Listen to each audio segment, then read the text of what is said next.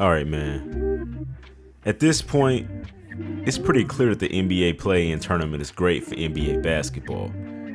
Initially, this idea was created by NBA Commissioner Adam Silver to keep playoff teams from resting their starters during the last month of the season and to add a little excitement to those final weeks, which were dreadful to watch. The Portland Trail Blazers and Memphis Grizzlies played a thrilling win-and-get-in game in the Orlando bubble in 2020, and the idea has just stuck since then.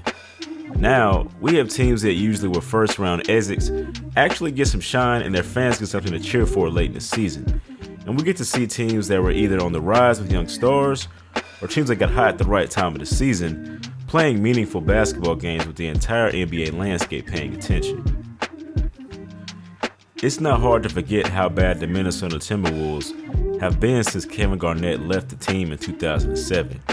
They've only made it to the playoffs 2 times since, once in the Jimmy Butler season and now in 2022. If you watch the Timberwolves take down the Los Angeles Clippers in the first play-in game, you can see how meaningful these games are to these franchises who have been in droughts.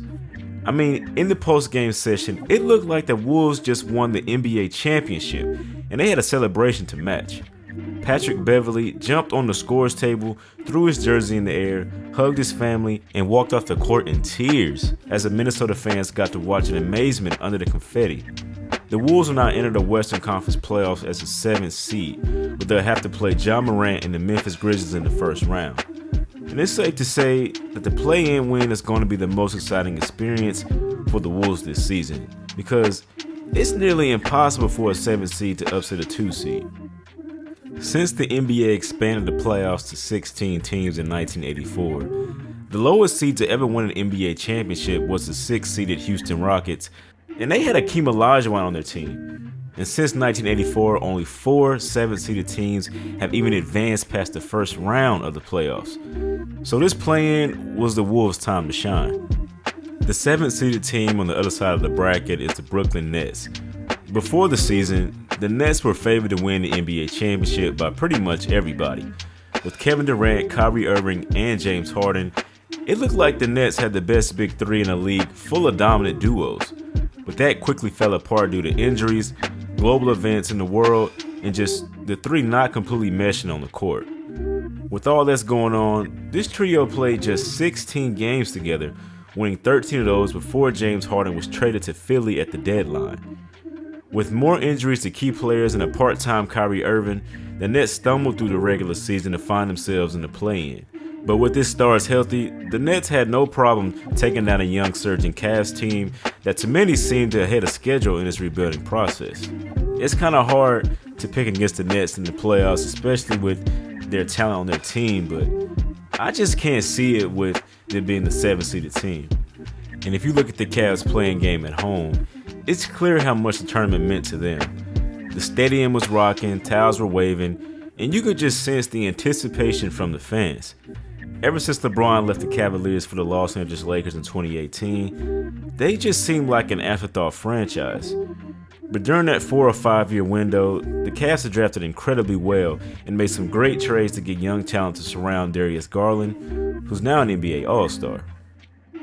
The Cavaliers' oldest starter, Karis LeVert, is 27 years old, which in NBA life is usually when a player really hits his prime. The rest are 25 and under, and already all of them have proven they can be in the NBA for a long time. Outside of Cleveland, it's probably not too many NBA fans who knew how good this team really was this season. And if they had a healthy Colin Sexton, they probably wouldn't even be in this play-in. It's just crazy how fast they turned things around. Even after getting beat by the Nets and the Hawks in the play-in, Cleveland has put themselves back on the NBA landscape, and it's pretty clear they'll be a team to be reckoned with in the future. Last year, the Atlanta Hawks made it all the way to the Eastern Conference Finals behind Trae Young and John Collins, pretty much putting the league on notice with their outstanding play. And who knows if they could have taken down the Bucks had Trae Young not stepped on the ref's foot and got hurt. Now, that pretty much has defined this season for the Hawks. Battling injury after injury, the Hawks have struggled throughout the season, but have finally started playing like the team that took the playoffs by storm last season, even with Collins still out. And it's really because of Trae Young. Trey averaged 28.4 points and 9.7 assists to lead the entire league in total points and total assists for the first time since Tiny Archibald did it in the 1972-73 season. I mean, that's 50 years ago.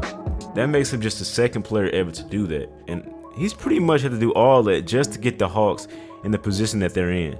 And after watching them in the play-in as they beat the Hornets and the Cavs to secure the 8th seed, they got outstanding shooting from Kevin Huerter and Bogdan Bogdanovic. But even as everything was going well, their starting center Clint Capella went down with what looks like a hyperextended knee, and he had to be helped off the floor, which is never that good.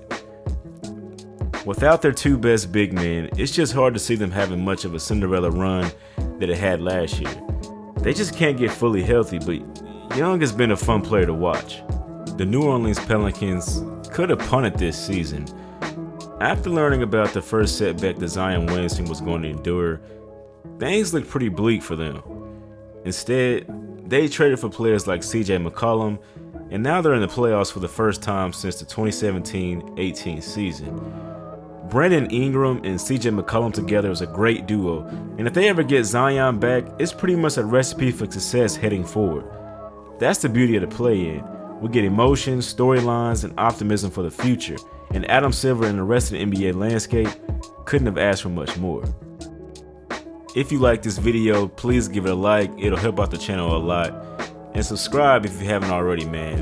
And if you made it this far, leave me a comment of your favorite team, man. Let me know who's watching these videos. Peace.